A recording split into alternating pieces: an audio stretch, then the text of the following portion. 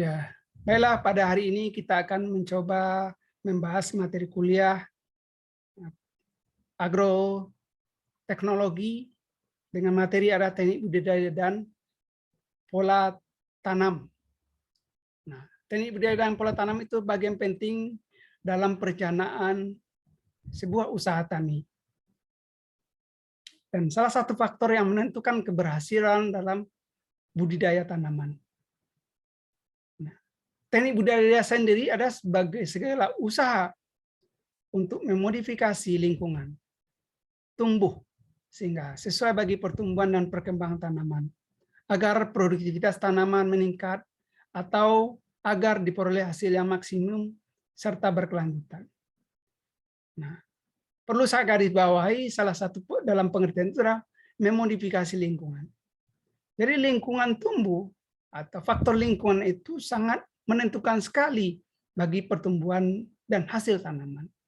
Bahkan dianggap sebagai menjadi faktor pembatas. Ada beberapa faktor lingkungan yang penting yang harus kita lihat dengan baik. Yang pertama adalah radiasi cahaya matahari. Kemudian yang kedua adalah suhu, kelembapan udara atau tanah, curah hujan, kesuburan tanah, sifat fisik, kimia, dan biologi tanah. Ini adalah beberapa faktor yang barangkali dilakukan berbagai upaya modifikasi sesuai dengan kebutuhan tanaman. Nah, secara tahapannya, teknik budidaya itu meliputi beberapa hal. Yang pertama adalah persiapan bahan tanam. Ini persiapan bibit atau benih yang akan kita gunakan. Termasuk juga adalah sarana produksi. Apakah pupuk, herbisida atau pestisida yang digunakan. Kemudian persiapan lahan. Nah, di persiapan lahan kalau kita budidaya tanam pada lahan yang luas. Kemudian menggunakan media tanam. Ini adalah untuk pengelolaan budidaya untuk lahan sempit. Apakah itu tabulam pot, apakah itu dalam bentuk hidroponik dan sebagainya. Kemudian yang penting juga adalah penanaman. Ini penting. Kemudian juga pemupukan dan pengairan. Kenapa? Tanaman butuh nutrisi dan air yang cukup selama pertumbuhannya. Kemudian berkaitan dengan pemeliharaan. Apakah itu berkaitan dengan pengendalian gulma, pemangkasan, dan sebagainya. Kemudian ada pengendalian organisme pengganggu. Yang barangkali inilah salah satu faktor yang membutuhkan perhatian yang cukup besar ketika kita sudah menanam tanaman di lapangan. Kemudian yang terakhir adalah panen dan pasca panen. Nah, pertama kalau kita lihat ada penyiapan bahan tanaman, tentu bicara tentang pemilihan benih atau bibit. Tentu yang kita harapkan adalah benih yang bermutu. Nah, salah satu syarat benih bermutu itu benih yang sudah bersertifikat atau memiliki label. Karena bibit bersertifikat itu sudah mendapat pengesahan atau persetujuan dari pemerintah sebagai lembaga yang ikut mengawasi. Kemudian tentu yang penting juga adalah genotip atau varietas atau benih yang unggul. Tentu unggul kita bicara tentang kemampuan daya hasil dan mutunya baik. Ini adalah harus diperhatikan. Nah, kemudian pembibitan. Kalau kita bicara pembibitan tentu bicara dari bibit yang kita gunakan. Nah, bibit itu harus diseleksi dari tanaman induk yang bagus, baik dari sisi produksi maupun ketahanan terhadap penyakit. Kemudian persemaian, dan yang terakhir adalah pembibitan. Nah, faktor penting yang juga harus kita perhatikan adalah kebutuhan benih atau bibit. Nah, ini penting, kenapa? Karena kebutuhan bibit itu tidak mutlak sama dengan kebutuhan yang ada di lapangan, tetapi barangkali sangat dipengaruhi oleh faktor-faktor. Kemudian yang pertama ada daya kecambah. Nah, tentu ini daya kecambah adalah kalau kita menggunakan benih sebagai bahan bibit tanaman seperti padi, jagung, dan sebagainya. Kenapa? Semakin lama disimpan, maka daya kecambahnya akan turun. Itu harus diperhatikan, artinya harus lebihkan dari kebutuhannya. Kemudian juga termasuk populasi tanaman. Jadi populasi tanaman itu dipengaruhi oleh yang namanya jarak tanam atau density. Semakin rapat jarak tanam, maka populasi tanam juga akan rapat. Dan jumlah benih atau bibit per lubang tanam. Kemudian yang terakhir adalah tujuan penanaman. Nah, tujuan penanaman tentu berbeda kalau kita untuk budidaya tanaman yang kita harap hasilnya biji dengan biomas. Nah, tadi saya katakan bahwa benih atau bibit itu adalah berasal dari varietas unggul. Nah, barangkali ini sudah menjadi salah satu syarat mutlak yang namanya varietas unggul itu. Yang pertama ada potensi hasil tinggi. Kemudian mutu, baik itu rasa dan gizinya baik. Kemudian tahan hama dan atau penyakit. Kemudian umur pendek atau umur genjah. Kemudian respon terhadap masukan. Jadi respon terhadap nutrisi atau hara yang diperlukan oleh tanaman. Karena syarat varietas unggul ini memang tanaman yang membutuhkan hara yang banyak untuk mendapatkan hasil yang tinggi. Kemudian adaptif terhadap lingkungan. Jadi kemampuan dia beradaptasi dengan lingkungan yang diharapkan tentu yang beradaptasi luas, tidak saja untuk dataran rendah, tapi juga barangkali untuk dataran tinggi. Tidak saja lahan-lahan subur, tetapi barangkali juga bisa untuk lahan-lahan yang marginal. Kemudian lebih tahan simpan. Ini untuk tanaman-tanaman benih ya. Kenapa? Karena ketika diperlukan, barangkali sebelumnya sudah disediakan benihnya. Tentu disimpan, jadi dia bisa disimpan lama. Kecuali ada benih-benih recalcitrant yang barangkali tidak bisa disimpan. Kemudian bernilai ekonomi. Ya, tetap saja, kenapa potensi hasilnya tinggi? Karena yang diharap adalah keuntungan yang akan diperoleh oleh pengusaha tani atau petani itu sendiri. Kemudian setelah penyiapan benih atau bibit adalah penyiapan lahan atau media tanam. Ya, penyiapan lahan itu juga sangat tergantung dari lahan yang kita gunakan. Apakah itu lahan memang yang sudah pernah ditanami tanaman budidaya dengan tanam yang belum pernah. Maka kalau dia sudah pernah ditanam dengan tanaman budidaya, tentu pembersihan dari sisa tanaman yang sudah ada. Sedangkan bagi lahan yang belum pernah ditanami, tentu di dalamnya akan tumbuh semak, pohon, dan sebagainya. Maka harus dilakukan pembabatan, pembakaran, dan pembersihan lahan. Kemudian yang penting adalah pengolahan lahan. Jadi antara lahan yang sudah pernah ditanami dengan lahan yang belum pernah ditanam akan berbeda. Kenapa? Karena biasa lahan yang sudah pernah ditanami tentu struktur tanahnya, permukaan tanahnya datar. Nah, sementara mungkin lahan yang bukaan baru ini bisa saja lahannya dengan topografi miring. Sehingga dia harus dipersiapkan sengkedannya atau terasnya kalau dia lahan miring. Nah, setelah itu baru dilakukan pembuatan lubang tanam. Selain budidaya pada lahan yang luas, tentu juga penyiapan media tanam untuk lahan sempit. Ini biasanya ada di perkotaan. Nah, tentu yang penting diperhatikan adalah pot atau kantong tempat media tanam itu sendiri. Apakah itu dalam bentuk pot, plastik, dan sebagainya, atau dalam bentuk polybag atau planter bag yang banyak dijual sekarang. Tentu kita berharap masing-masingnya memiliki keunggulan daya tahannya. Kemudian tanah, ya. Tentu tanahnya diharap karena tanah yang sudah diayak, sudah memiliki struktur yang baik. Nah, kemudian tanah dan pupuk organik atau kompos serta pupuk anorganik. Nah, kalau kita menanam di lapangan itu ya memang ada, tapi sesuai dengan kondisi tanah. Tapi kalau dia di dalam media tanam, dia harus kita perhatikan ada tanah, pupuk organik dan pupuk anorganik. Apakah itu berkaitan dengan dosis atau komposisinya. Nah, kalau dia di dalam bentuk media cair, seperti hidroponik dan vertikultur, tentu yang kita perhatikan selain media adalah larutan nutrisi yang kita berikan. Nah, ini adalah lubang tanam. Lubang tanam itu bervariasi, bukan saja karena perbedaan tanaman, tetapi juga karena kondisi lahannya. Ya, kalau lahan yang subur, tentu lahannya sudah mengandung bahan organik yang banyak, ya tidak perlu pemberian bahan organik, hanya secukupnya. Tetapi kalau lahan yang tidak subur, tentu ukuran lubang tanam lebih luas. Kemudian bahan organik yang diberikan sebagai media akan juga lebih banyak. Karena ini akan sangat berpengaruh terhadap pertumbuhan bibit di awal itu, pertumbuhan akar. Ini adalah penyiapan lahan untuk budidaya padi. Ya, budidaya padi barangkali agak berbeda dengan budidaya di lahan kering itu.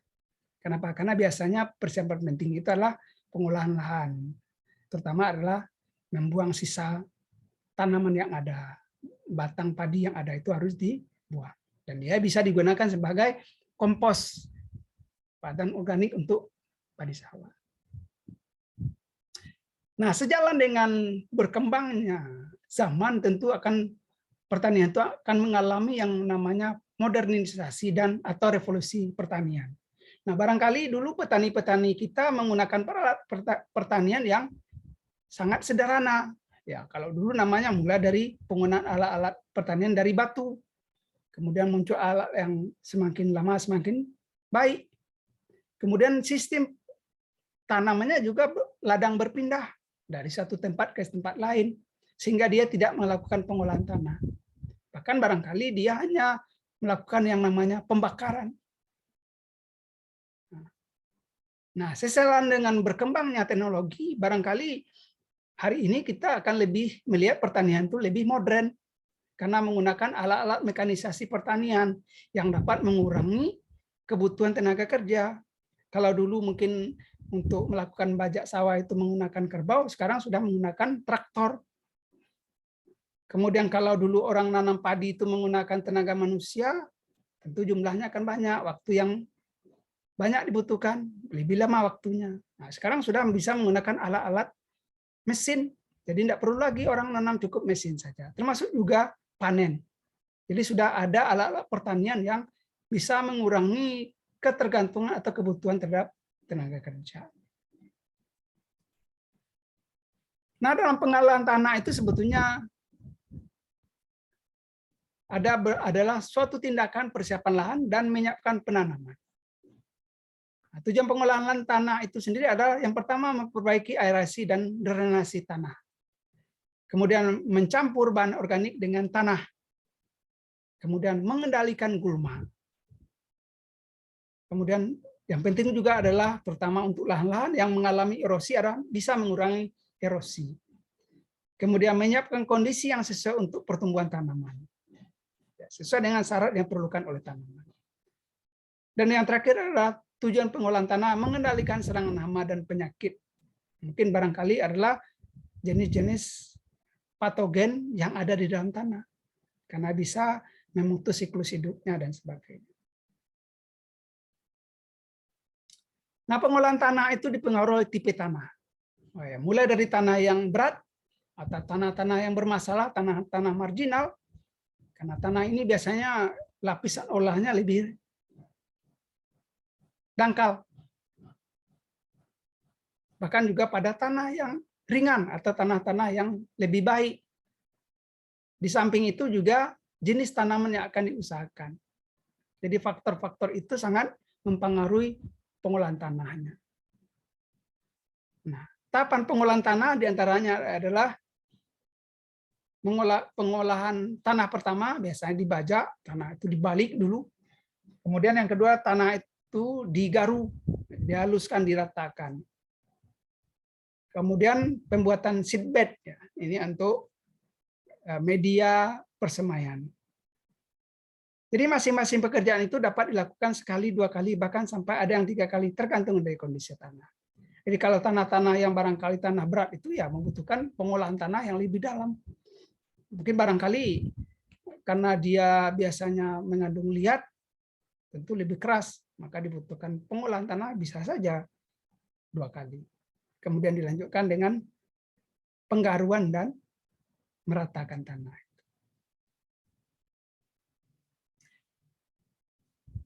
Nah, pengolahan tanah itu ya membajak. Jadi prinsipnya adalah membelah tanah atau membalikkan tanah agar biji gulma atau sisa tanam tertimbun. Nah, lapisan bawah tanah itu yang biasanya tidak mendapatkan cahaya karena di Bali itu akan mendapatkan cahaya matahari, maka terjadi yang namanya proses oksidasi. Jadi kandungan oksigennya akan meningkat. Nah, kemudian juga dilakukan dengan menggunakan biasa baik itu baja, singkal maupun piring atau displow. Kemudian menggaru. Jadi menggaru itu tujuannya adalah memecah bongkahan tanah yang sudah dibajak tadi. Biasanya bongkahan itu kan besar, maka digaru dia. Dengan menggunakan mesin, jadi satu mesin itu bisa untuk membajak, bisa untuk menggaru.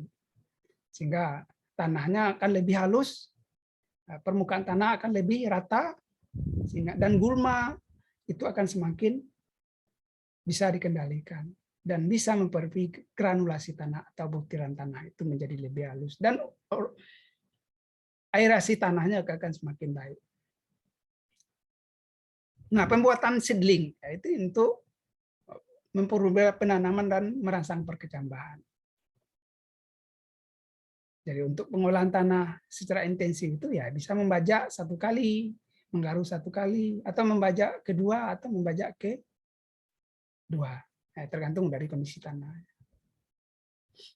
Kemudian selain pengolahan tanah secara intensif itu juga bisa dilakukan pengolahan tanah dengan tanpa olah tanah atau dikenal dengan TOT atau minimum tillage. Jadi caranya adalah dengan menggunakan herbisida, jadi gulma saja yang dikendalikan. Tanahnya dibiarkan. Kemudian dilakukan penanaman tanaman, terutama ini tanaman-tanaman seperti jagung contohnya, dia bisa dilakukan seperti itu. Kemudian dengan cara tugal. Jadi kalau kita bicara minimum tillage ini sebetulnya adalah kita mempertahankan kondisi tanah sehingga bahan organik dan mikroorganisme yang penting bagi tanaman tidak rusak. Sehingga bisa dicapai sekaligus biaya pengolahan yang lebih rendah. Ini pengolahan tanah menggunakan mesin, ya kalau di lahan-lahan yang luas tentu kita bisa. Tapi kalau kita mungkin punya lahan-lahan yang kecil, 1/4 hektar, maka penggunaan alat-alat mekanisasi ini juga akan lebih rumit. Jadi biasanya semakin luas lahannya, maka mesin atau mekanisasi, alat-alat mekanisasi juga digunakan yang berukuran besar. Ya, kalau kita gunakan hand traktor mungkin terlalu lambat jadinya pengolahan. Ini contohnya barangkali pola-pola budidaya tanaman. Ini adalah kedelai. Termasuk juga dalam hal fogging atau pemupukan, penyemprotan menggunakan pesawat yang khusus untuk bidang pertanian.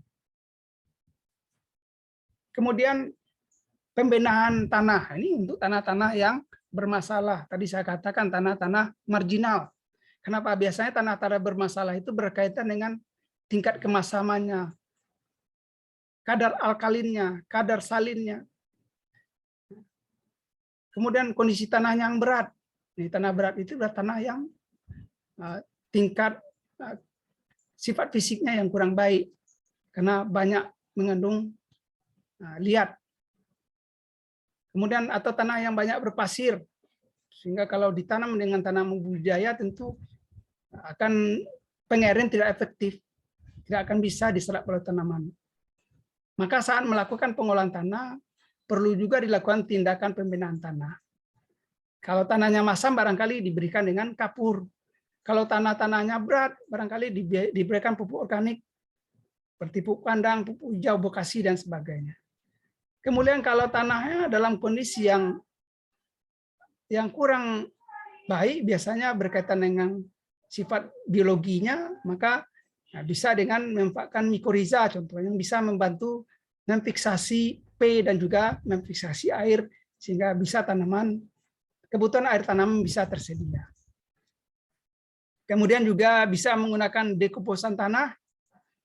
Kemudian penambat nitrogen. Ini juga bisa dilakukan dengan memanfaatkan tanaman-tanaman yang bisa memfiksasi nitrogen seperti legum. atau juga mikroorganisme yang penting dalam penyerapan P dan sebagainya. Jadi sekarang sebetulnya banyak sekali dilakukan pembinaan tanah itu dengan menempatkan mikroorganisme. Apakah itu dalam bentuk pupuk organik cair dan sebagainya.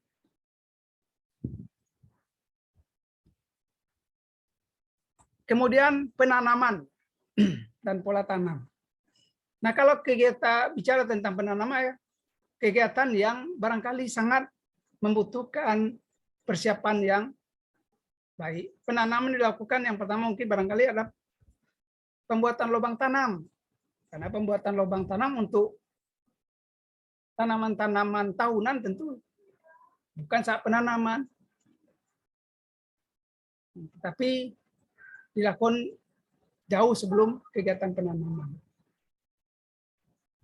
Kemudian, apakah itu dalam bentuk bibit? Nah, bibit itu adalah mungkin barangkali ada di perbanyakan vegetatif, menggunakan organ atau potong organ atau tanaman muda. Ini untuk tanaman-tanaman tahunan. Jadi ada dua hal sebetulnya, ada dari benih atau benih yang ditanam langsung, kemudian ada bibit yang ditanam. Nah, budidaya yang menggunakan benih dapat ditanam langsung di lahan produksi atau melalui proses penyemaian pembibitan yang kemudian dipindah tanam atau transplanting ke lahan produksi seperti padi. Padi disebut juga dengan transplanting. Kemudian bibit dapat dihasilkan dari penyemaian benih, pencangkukan, okulasi, penyambungan, penundukan, anakan, dan planlet yang merupakan hasil kultur jaringan. Ini yang membutuhkan yang namanya lubang tanam tadi. Jadi lubang tanamnya sudah dipersiapkan sebelum penanaman.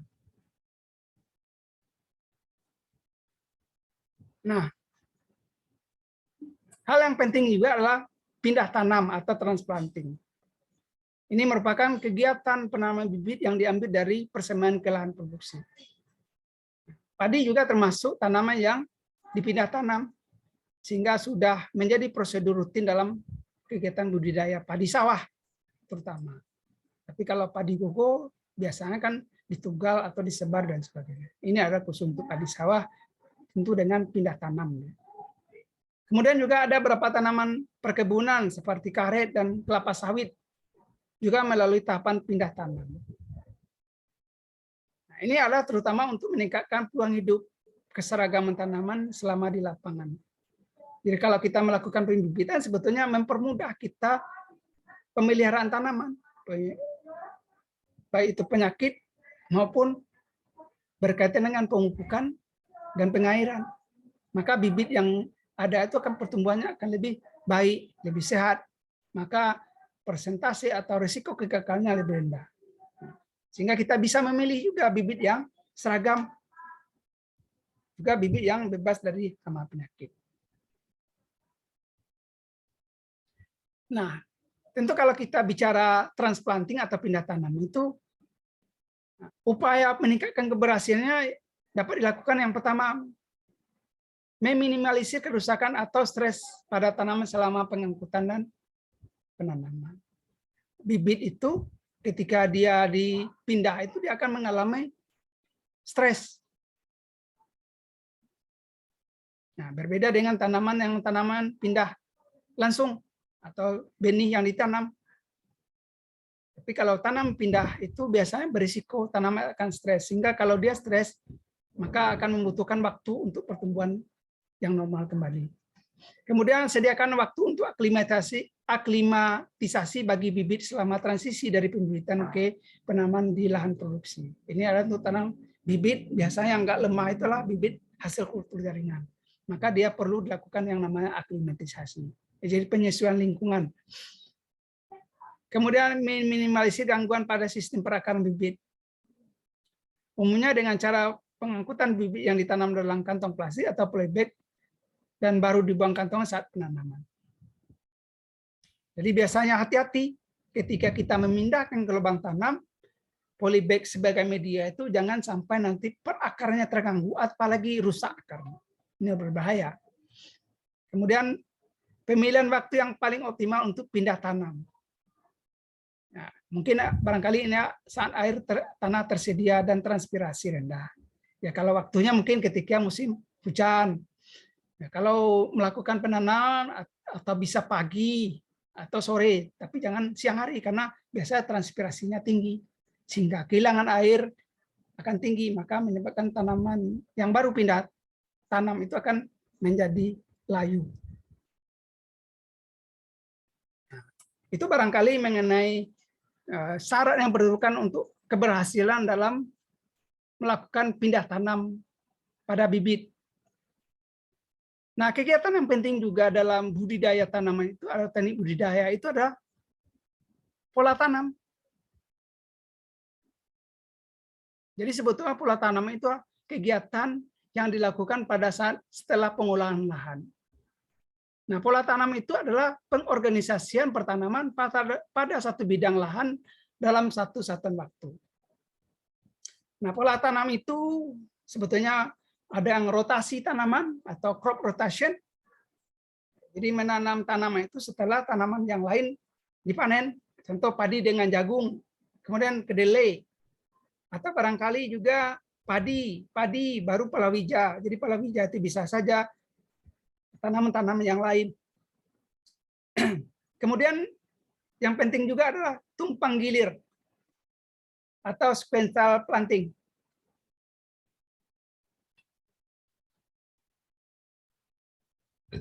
Ini adalah contoh, ada walik jerami. Ini istilahnya walik jerami, itu kedelai ditanam sebelum padi dipanen. Jadi antara tanaman yang satu dengan tanaman yang lain, dia ditumpangkan. Maka nama tumpang gilir. Kemudian tanaman campuran atau mix cropping. Jadi satu lahan itu bisa ditanam lebih dari satu community. Kemudian adalah tumpang sari atau intercropping. Jadi menanam tanaman sesama tanaman semusim. Dan jaraknya diatur. Contoh padi mungkin, atau mungkin kedelai dengan jagung dan sebagainya. Kemudian juga ada namanya budidaya lorong atau alley cropping. Ini dilakukan adalah antara tanaman tahunan dengan tanaman semusim. Nah, apa dampak dari pola tanam itu adalah berhubungan dengan intensitas pertanaman atau cropping intensity yang merupakan frekuensi dan proporsi penanaman dibanding dengan luas lahan baku lahan yang diusahakan dalam setahun. Maka dia akan mempengaruhi namanya IP atau intensitas pertanaman. Bisa 200%, bisa 250%. Jadi dalam satu musim itu dia bisa menanam lebih dari satu kali tanam. Tentu dengan apakah dengan melakukan yang namanya rotasi tanaman, tumpang gilir, dan sebagainya. Nah, sebetulnya pola tanam itu pada pertanian primitif atau pertanian subsisten belum dikenal. Pola tanam itu muncul didorong ada keinginan untuk mengelola lahan secara lebih produktif dan efisien. Jadi pola tanam itu adalah dalam rangka meningkatkan produktivitas lahan. Ya, Kak, bukan saja, tapi kalau untuk community tidak meningkat. Kenapa? Karena contoh kalau kita tanam lebih dari satu tanaman pada satu musim itu, maka jumlah tanamannya, populasinya berkurang. Tetapi keragaman produksinya kan, produktivitasnya akan naik. Biasanya mungkin padi saja, sekarang ada padi. Mungkin ada kedelai. Nah, sekarang banyak ragam pola tanam yang sudah diaplikasikan dan sebagian sudah dikenal luas. Nah, namun pada prinsipnya, pola tanam dikembangkan atas dasar tiga unsur, yakni penataan ruang. Jadi jarak antar tanaman yang berbeda itu, karena dia berbeda ukuran jarak tanam, maka diatur sedemikian rupa. Sehingga nanti akan mendapatkan kondisi yang sama. Contoh, mendapatkan cahaya, mendapatkan hara, dan air bagi tanaman. Kemudian pengaturan waktu tanam. Pengaturan waktu tanam perlu, karena masing-masing tanaman membutuhkan kondisi yang berbeda dari aspek iklim seperti curah hujan dan sebagainya. Kemudian kompatibilitas kombinasi. Jadi kalau kita menggunakan tanaman yang lebih dari satu dalam satu musim yang sama, maka kita harus bisa menyesuaikan tanamannya jenis apa yang bisa dikombinasikan. Ya barangkali kalau kita ingin menanam tanaman-tanaman legum, tentu dia bisa menjadi mensuplai N bagi tanah. Nah, secara garis besar pola tanam itu ada dua. Yang pertama adalah monokultur dan polikultur. Nah, ini adalah monokultur. Ini padi saja semua. Walaupun jenis yang berbeda. Walaupun teknologinya berbeda. Ada mungkin cara pemberian air. Bagi petani mungkin airnya digenangi di awal tanam, pada tanaman muda. Tetapi ada juga yang di awal itu airnya dikeringkan atau macam-macam. Kemudian ada juga petani yang melakukan memelihara iti atau bebek. Gunanya untuk pengendalian gulma. Tapi yang penting adalah pada satu lahan yang sama itu pada musim yang sama ditanam padi saja. Itu namanya monokultur.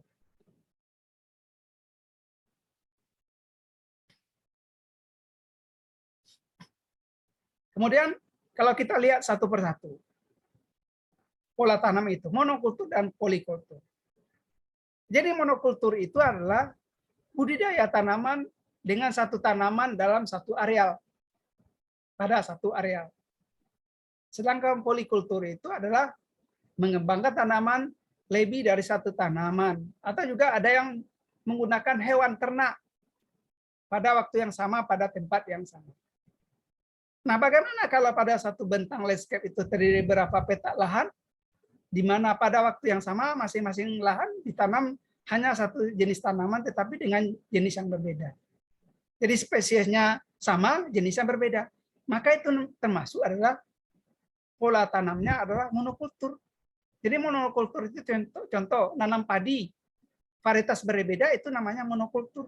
Tapi kalau spesiesnya berbeda, itu namanya polikultur. Jadi tolong diingat itu monokultur itu bukan spesies bukan varietasnya atau jenis yang berbeda, tetapi adalah spesies sama walaupun varietasnya berbeda. Begitu juga kalau ingin menanam tanaman perkebunan, kakao itu juga banyak sekali jenisnya. Ada kakao criollo dan sebagainya. Dalam satu lahan yang sama. Dalam petaannya yang berbeda.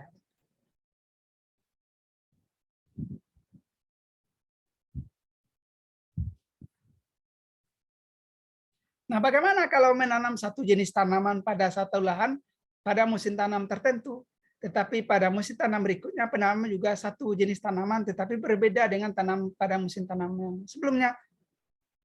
Itu tetap yang namanya monokultur.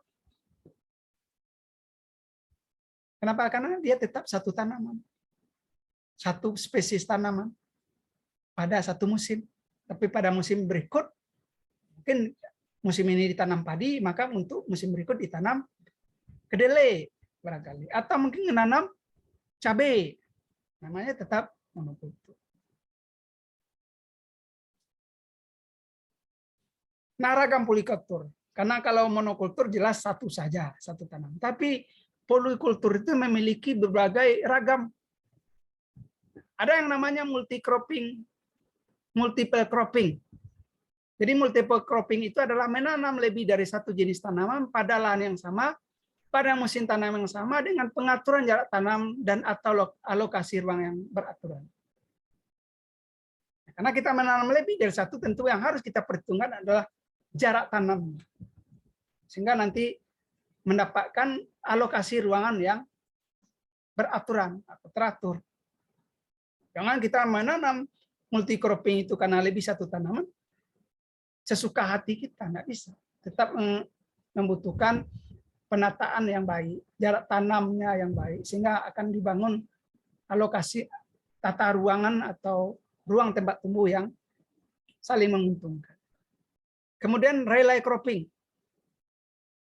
Jadi relay cropping ini juga jenis multiple cropping, di mana dua atau lebih tanaman tidak ditanam pada waktu yang bersamaan, tetapi ditanam secara berurutan. Misalnya tanaman kedua ditanam sebelum tanaman pertama dipanen. Tadi sudah saya jelaskan juga, atau disebut juga tumpang gilir atau relay cropping. Jadi tanaman yang kedua ditanam sebelum tanaman pertama dipanen.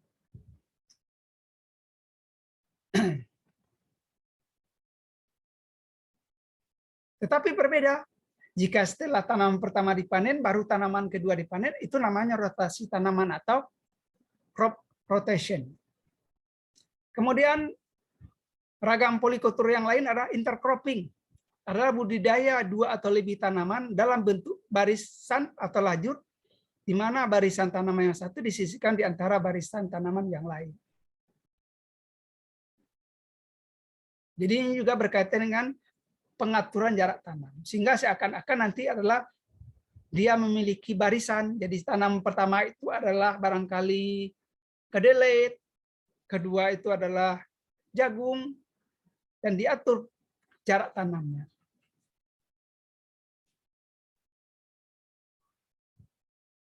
Jadi dia bergantian kedelai jagung, tapi dia diatur sedemikian rupa. Kemudian alley cropping, jadi budidaya tanam pangan atau pakan di antara pohon tanaman kehutanan, atau disebut juga dengan budidaya tanaman berlorong. Ini biasanya dilakukan pada tanaman-tanaman hutan. Nah, tujuannya apa? Nah, di samping untuk meningkatkan produktivitas lahan, ini terutama ada lahan-lahan yang ada di hulu sungai, biasanya ini dia bisa menanam tanaman di samping tanaman hutan yang ada, dia bisa menanam tanaman budidaya yang lain. Mungkin barangkali yang ditanam itu adalah jenis gambir dan sebagainya. Kenapa? Fungsinya di samping untuk produksi, juga untuk konservasi, mencegah erosi dan sebagainya. Nah, ini disebut juga dengan agrosilvicultur. Nah, apa mungkin barangkali yang harus menjadi pertimbangan kita dalam menetapkan pola tanam antara monokultur dan polikultur? Nah, kalau monokultur, pemilihan tanaman lebih mudah karena hanya satu jenis tanaman. Baik itu berkaitan dengan hama, penyakit, dan sebagainya. Sehingga lebih mudah. Kemudian biaya usaha tani lebih rendah. Karena kita hanya melakukan satu cara, satu jenis herbisida. Atau mungkin pemeliharaannya lebih mudah tadi karena sehingga menurunkan biaya usaha tani. Nah, kemudian cocok untuk pertanian komersil, pertanian untuk skala besar. Contoh kalau kita ingin menanam kedelai untuk 20 hektar, padi untuk 100 hektar, karena orientasinya adalah produksi. Sesuai untuk mekanisasi pertanian. Jadi kalau kita menggunakan alat pertanian seperti yang saya jelaskan tadi untuk panen dan sebagainya, kita bisa menggunakan satu jenis alat panen, satu jenis alat tanam, tapi kalau dia berbeda, maka rumit menggunakan satu alat panen, satu alat untuk penanaman. Nah, sedangkan polikultur lebih banyak jenis tanaman yang dibudidayakan, karena kita menanam lebih dari satu tanaman. Sehingga apa? Biaya pemeliharaannya lebih besar, walaupun kita akan mendapatkan hasil yang lebih tinggi atau keuntungan yang lebih besar, tetapi biaya pemeliharaan lebih besar. Yang kedua, mengurangi risiko gagal panen secara total. Nah, kalau dalam monokultur, kalau dia kena penyakit, kalau kita gagal penyakit, maka bisa gagal total, bisa fuso, sehingga keuntungan tidak akan diperoleh, bahkan bisa rugi. Sedangkan kalau polikultur, karena dia tanam ada berapa jenis tanaman, maka mungkin tanaman yang satu kena sama penyakit, yang satu masih bisa. Kemudian cocok untuk pertanian subsisten. Ini dia tidak mengajar yang namanya bisnis oriented, barangkali untuk kebutuhan sehari-hari. Biasanya lahannya lahan kecil atau lahan sempit. Itu pola tanam. Nah, yang berikut yang penting juga dalam penanaman itu adalah waktu tanam. Nah, waktu tanam itu yang harus kita perhatikan adalah ketersediaan air. Apakah itu berkaitan dengan jumlah dan distribusi hujan? Karena kalau bisa kan waktu tanam itu di musim hujan.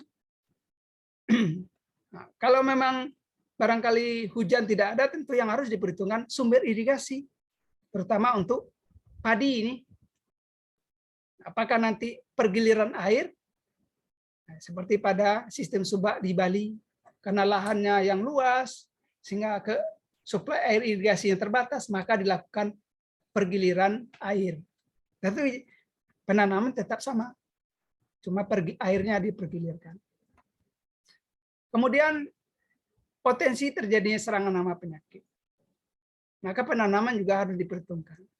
Ya, kalau mungkin di musim panas, biasanya di samping kekurangan air juga banyak sekali jenis hama penyakit.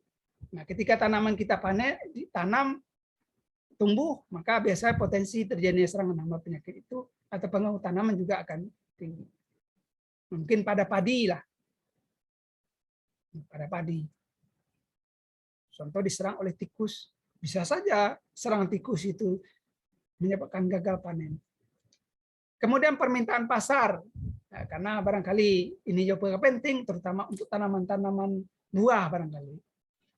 Harus diperhitungkan waktunya, kapan dia berbuah, kapan dia ditanam, supaya bisa memberikan keuntungan ekonomi. Nah, biasanya untuk tanaman-tanaman yang berbuah di luar musim, off season. Bagaimana dia bisa berbuah banyak? Nah, biasanya kan berlaku hukum ekonomi. Kalau biasanya off season-nya buah itu sedikit, tetapi harga jual mahal. Jadi bagaimana ketika dia pada off season itu bisa berbuah banyak, sehingga bisa mendatangkan keuntungan yang besar. Nah, selain waktu tanam, yang perlu juga diperhatikan dalam penanaman itu adalah jarak tanam. Kenapa? Karena jarak tanam itu penting dalam menentukan efisiensi pemanfaatan ruang tumbuh. Tujuannya apa? Jadi mempermudah tindakan budidaya, apakah pemeliharaan, apakah panen. Nah, itu yang harus diperhitungkan. Nah, selain itu juga berkaitan dengan faktor yang lain, yaitu apakah jenis tanamannya, kemudian kesuburan tanah. Kalau tanah-tanah yang kurang subur, tentu jarak tanamnya lebih jarang. Pada tanah subur boleh saja rapat. Kemudian kelembapan tanah. Kemudian tujuan pengusahaannya. Jadi kalau dia untuk peningkatan produksi, bisa saja jarak tanamnya lebih rapat. Supaya populasi tanam juga tinggi. Sehingga diharapkan hasil juga tinggi. Kemudian teknologi yang digunakan. Penanaman. Ya, kalau padi, sekarang kan sudah ada alat-alat mekanisasi untuk nanam padi. Nah, itu pentingnya manfaat dari pengaturan jarak tanam. Nah, pengaturan jarak tanam itu ada yang baris tunggal atau single row. Jadi satu baris itu ditanam satu saja. Kemudian ada yang baris rangkap atau double row. Jadi satu tanaman itu atau satu ini dia dua baris. Kemudian antara baris ini dengan yang berikutnya ada ruang. Kemudian ada yang bujur sangkar, konsekuen. Jadi jarak antara tanaman itu sama. Maka sebetulnya akan menyebabkan ruang kosong di antaranya itu yang cukup berjarak secara diagonal. Kemudian sama segala penjuru atau equidistant atau heksagonal. Jadi ini adalah untuk meningkatkan apa? Pengaturan jarak tanam itu menentukan populasi tanam dan memudahkan dalam pemeliharaan. Kemudian komponen dari populasi tanam dan atau crop density atau kerapatan tanam. Semakin rapat tanaman sebetulnya semakin tinggi hasilnya. Tapi kan kalau kita lihat dari lingkungan iklim, maka akan menyebabkan kelembapan di sekitar tanaman akan semakin tinggi. Akibatnya apa? Menimbulkan berbagai jenis penyakit. Kemudian juga persaingan dalam mendapatkan hara dan air juga akan tinggi. Maka betul-betul harus diperhatikan. Inilah contoh jarak tanam. Jadi Jadi dari jarak tanam itu sebetulnya kita bisa mendapatkan perkiraan jumlah bibit atau benih yang diperlukan. Jadi gampang caranya.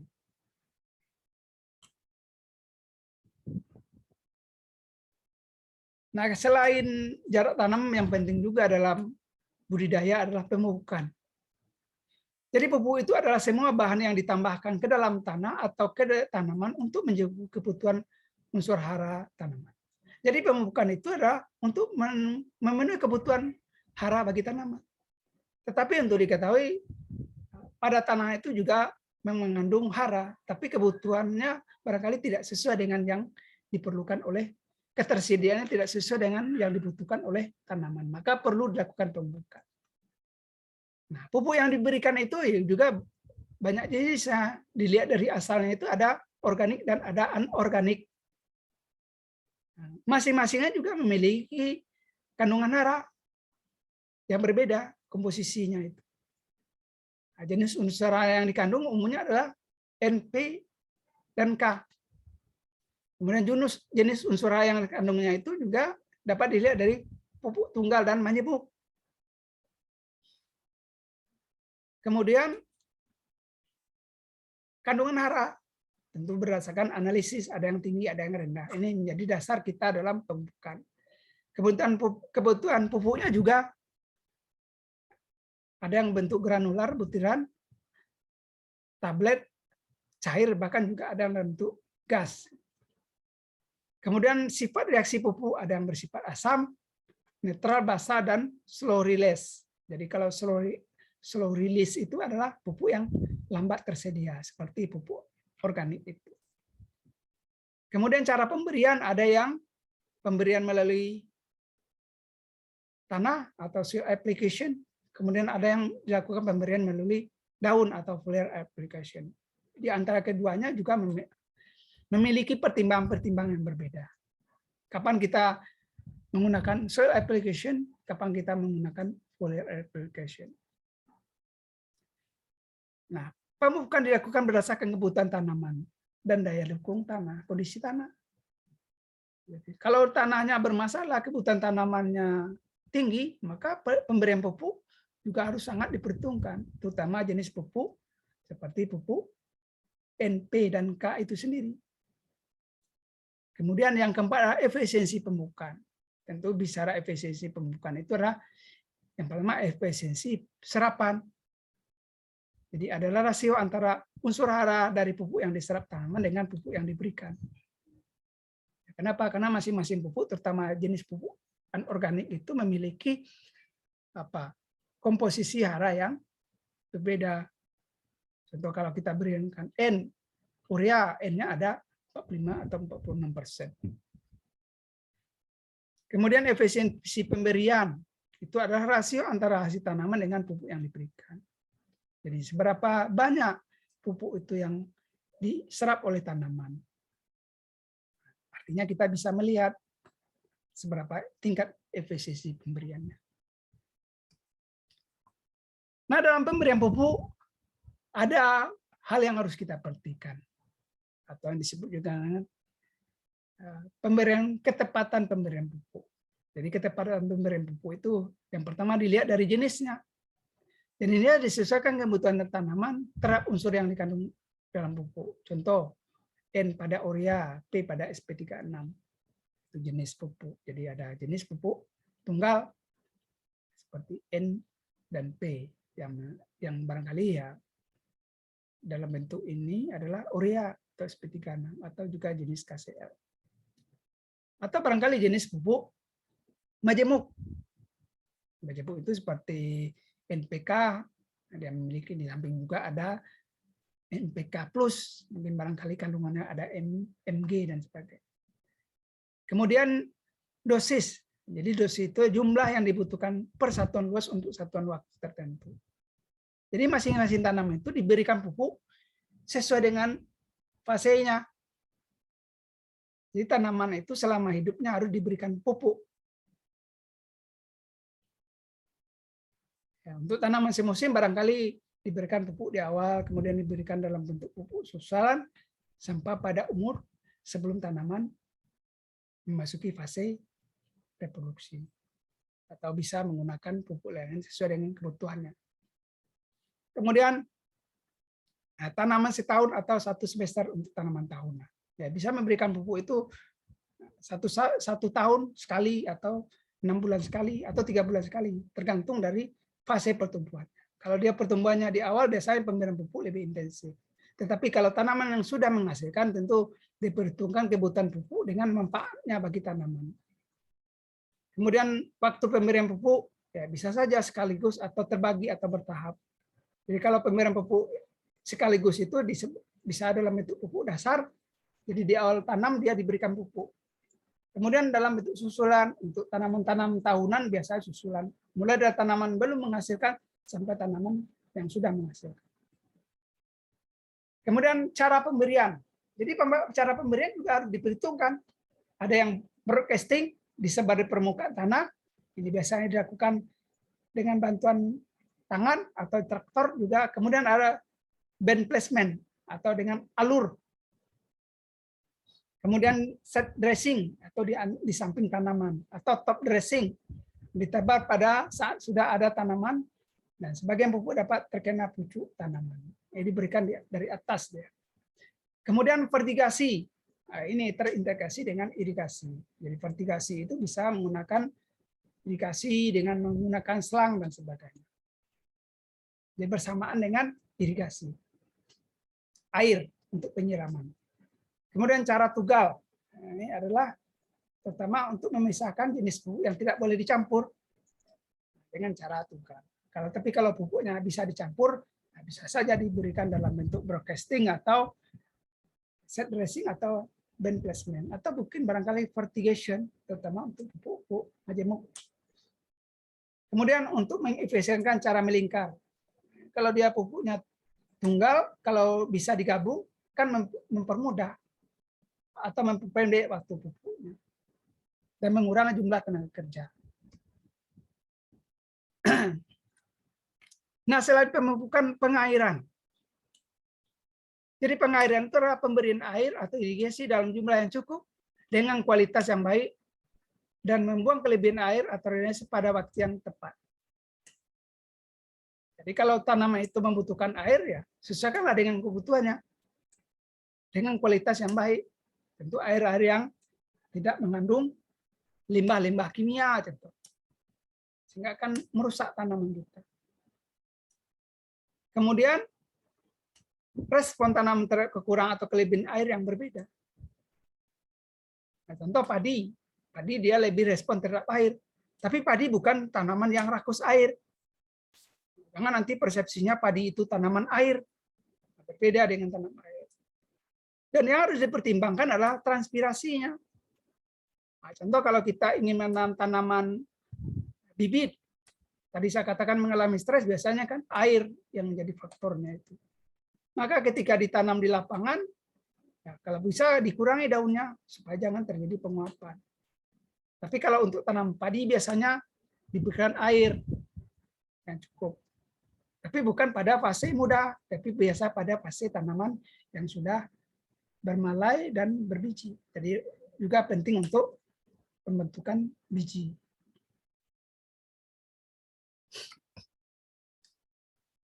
Nah, pengairan itu yang diperlukan juga adalah pengelolaannya.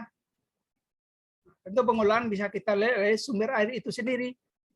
Jadi sumber air itu bisa dari air permukaan, air yang mengalir, kemudian ada air yang ada di dalam tanah atau air tanah. Sumber air itu juga akan berbeda caranya. Ya, kalau air permukaan barangkali bisa dengan irigasi teknis biasa. Tapi kalau air tanah barangkali kan harus diangkat airnya dulu. Apakah ada yang dinamakan dengan sumber artesis dan sebagainya. Penggolongan saluran irigasi. Nah, secara umum ada 4. Yang pertama adalah irigasi teknis. Jadi bangunan yang dibuat terencana dan permanen dan memiliki bangunan ukur atau masuk dan keluarnya air. Jadi betul-betul didesain sesuai dengan kebutuhan. Kemudian ada setengah irigasi. Salurnya permanen, tetapi tidak ada bangunan ukuran. Kalau yang di atas tadi barangkali untuk lahan yang sangat luas sehingga membutuhkan pengaturan air, maka perlu adanya penghematan air. Air itu tidak bisa dilepas seluruhnya sehingga akan mengeringkan kering waduknya dan sebagainya. Perlu diatur. Kemudian setengah teknis, karena mungkin airnya yang cukup banyak, maka air itu dibiarkan berapa adanya ke bawah itu. Jadi tidak ada ukurannya. Tapi salurannya sama, salurannya bersifat permanen. Kemudian irigasi pedesaan. Nah, saluran tidak permanen dan tidak ada bangunan ukur. Ya biasanya di desa itu banyak sekali saluran-saluran irigasi pedesaan itu. Nah biasanya kalau mau menanam baru irigasinya dibersihkan. Yang terakhir rainfed atau tada hujan. Jadi ini sebetulnya adalah air yang diperlukan atau air yang tersedia bagi tanaman adalah sangat tergantung dari curah hujan. Maka biasanya adalah ketika hari hujan, maka orang melakukan atau petani melakukan budidaya tanaman. Contoh padi koko. Padi koko itu ditanam ketika, padi sawah ditanam ketika musim hujan. Kalau tidak ada hujan, maka sawah itu menjadi terlantar atau barangkali dimanfaatkan untuk tanaman-tanaman yang tidak butuh air banyak seperti jagung, kedelai dan sebagainya. Kemudian dalam pengelolaan air juga bangunan irigasinya. Tentu ini berkaitan dengan pembiayaan. Mungkin waduk, contohnya waduk itu kan besar itu. Jadi untuk kebutuhan lahan yang barangkali lahan sawah yang sangat luas. Kemudian bendung, embung, sumber artesis dan sebagainya. Kemudian juga ada saluran primer, jadi saluran primer saluran langsung dari sumber air. Kemudian sekunder, tersier, dan saluran pembuangan. Kemudian dalam pengairan itu cara pembayaran air juga penting karena ini berhubungan juga dengan efisiensi dan pemanfaatan air yang optimal bagi tanaman. Nah, kalau dia irigasi permukaan tentu dilakukan melalui saluran irigasi atau barangkali di antara barisan tanaman atau bedengan. Digenangi dia. Jadi tidak melakukan yang namanya penyemprotan, cukup digenangi saja karena biasanya kan ada bedengan atau plot, di antara plot itu digali, mungkin di sana diairi sehingga kebutuhannya airnya juga tersedia bagi tanaman. Kemudian irigasi tetes atau drip irrigation ini pada daerah-daerah yang barangkali airnya terbatas, tetapi tanaman itu membutuhkan air yang cukup.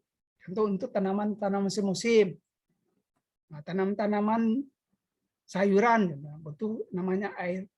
Karena air terbatas tentu bisa dilakukan dengan pemberian secara irigasi tetes.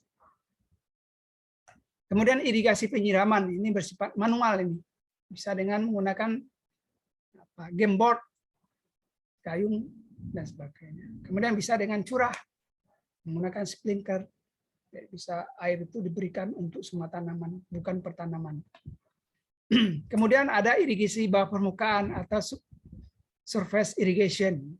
Ini karena airnya ada di dalam tanah, maka barangkali harus dibuatkan sumur artesis dan sebagainya, sehingga airnya bisa tersedia bagi tanaman. Kemudian irigasi yang terintegrasi dengan pembukaan, atau disebut dengan vertigasi. Ini adalah pada dalam rangka untuk memudahkan dalam pemupukan. Nah, ini biasa dilakukan pada tanaman-tanaman yang membutuhkan hara yang tersedia cepat. Jadi penyiraman juga dilakukan bersamaan dengan pemupukan. Nah, kegiatan pemupukan pemeliharaan. Jadi selain pengairan, pemeliharaan adalah berkaitan dengan pembumbunan. Umumnya ada tanam-tanam semusim memiliki sistem perakar yang dangkal. Maka ketika ditanam pada umur tertentu, maka akarnya itu akan terangkat. Maka bisa dengan menutup tanah. Nah, kemudian juga memperkuat batang. Nah, batang itu biasanya mudah roboh seperti pada tanaman jagung. Ketika dia menghasilkan buah, maka kekuatan batang itu perlu. Sehingga nanti kalau ada angin dia tidak mudah roboh. Kemudian menghindari genangan air. Selain pembumbunan juga dilakukan penyiangan. Ya, terutama terhadap gulma-gulma tertentu. Kemudian pemeliharaan juga penting adalah pemangkasan. Ini olah untuk tanaman-tanaman tahunan. Karena di awal pertumbuhan biasanya mulai dilakukan pemangkasan. Jadi pemangkasan itu membuang cabang-cabang yang tidak berguna. Kemudian mengatur bentuk pohon. Jadi dimulai dari awal. Kemudian merangsang pembungaan untuk fase tanaman yang mau menghasilkan. Nah, jenis pemangkasan itu ada 3. Ada pemangkasan bentuk, ada pemangkasan produksi, dan ada pemangkasan pemeliharaan. Dan yang terakhir adalah perlindungan tanaman. Jadi kalau kita di daerah tropik, hama dan penyakit itu atau OPT itu adalah salah satu hal yang tidak bisa dihindari. Karena sebagai daerah yang memiliki musim hujan dan musim kemarau, sangat menguntungkan bagi hama dan penyakit.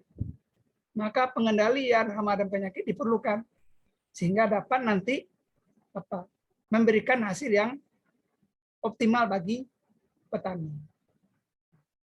Pengendalian hama penyakit itu juga dilihat dari ambang ekonominya. Jadi bukan ketika ada penyakit satu langsung dikendalikan, enggak. Tapi dilihat seberapa persen tingkat kerusakan yang ditimbulkan atau kerugian yang ditimbulkan akibat serangan hama dan penyakit. Kemudian kegiatan yang terakhir adalah panen dan pasca panen. Nah, panen ya. Jadi panen itu adalah mengambil buah atau mengambil hasil dari suatu tanaman. Maka yang diperlukan adalah penentuan waktu panen. Ini dilihat dari umur panennya. Jadi masing-masing tanaman memiliki umur panen yang berbeda-beda.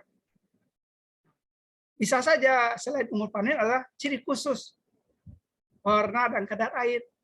Contoh pada tanaman buah, mungkin warna buahnya sudah berubah dari hijau menjadi kuning, atau mungkin buah itu dari hijau menjadi coklat, atau merah, dan sebagainya. Ya, tergantung dari jenis tanamannya. Kemudian penentuan waktu panen adalah tujuan pemanfaatan hasil. Apakah dalam bentuk segar atau dalam bentuk kering. Nah, contoh jagung. Kalau jagung untuk konsumsi bukan dalam bentuk kering, segar. Tapi kalau ada pakan, ya tentu harus dalam bentuk kering. Kemudian taksasi produksi. Selain penentuan waktu panen juga yang harus dilihat adalah syarat panen.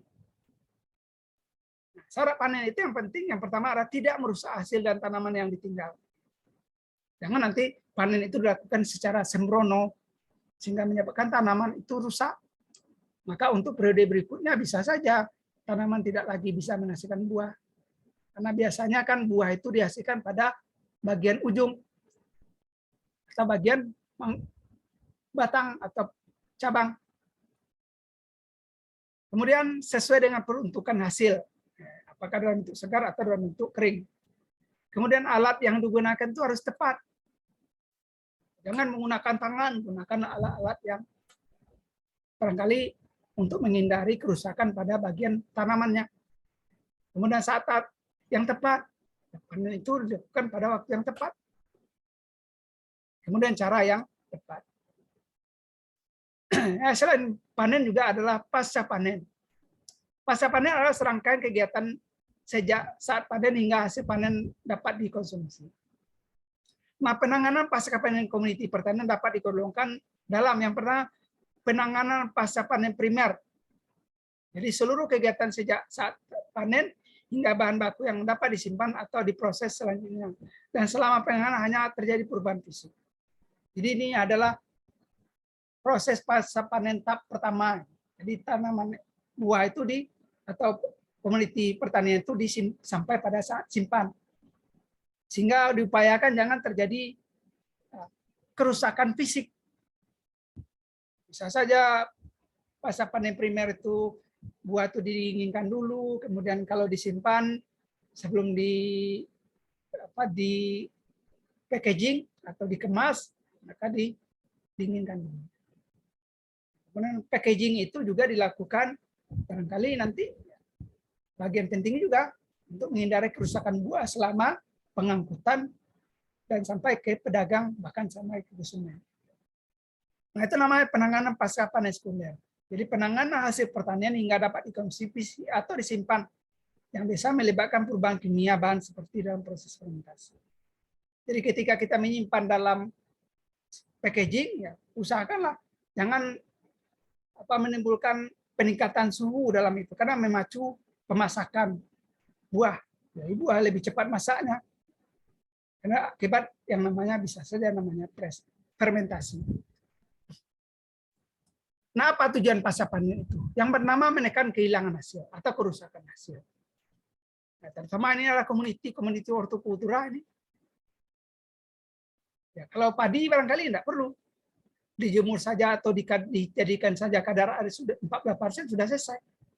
Tapi kalau tanam hortikultura karena dia memiliki kadar air tinggi, maka itu penting penanganan pasca panen.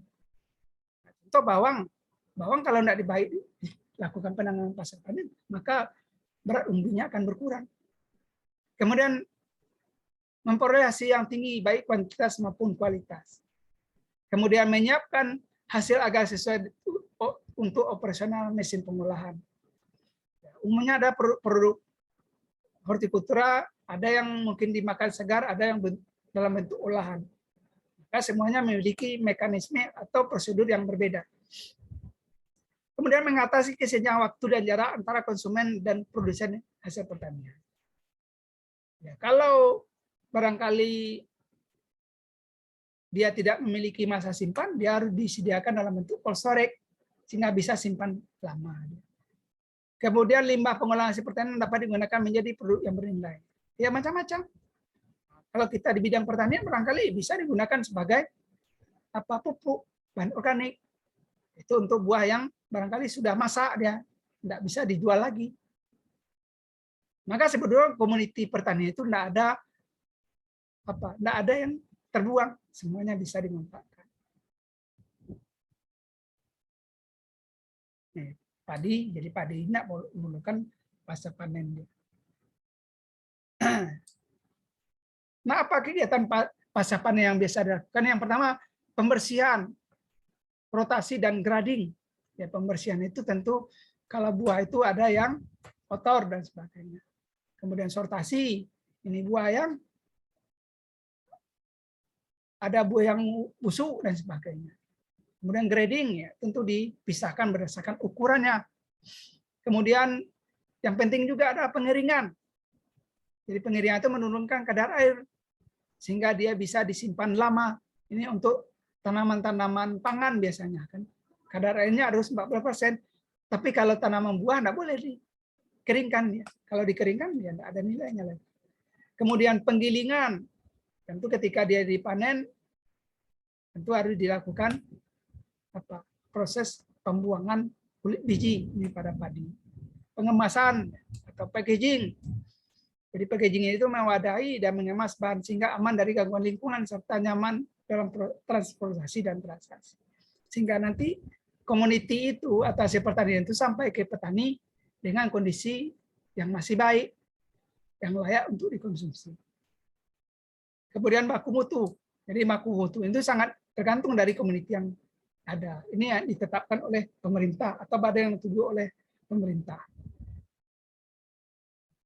Nah, barangkali itu saja yang dapat diberikan. Semoga materi ini bisa bermanfaat bagi Anda semuanya. Terima kasih. Selamat pagi.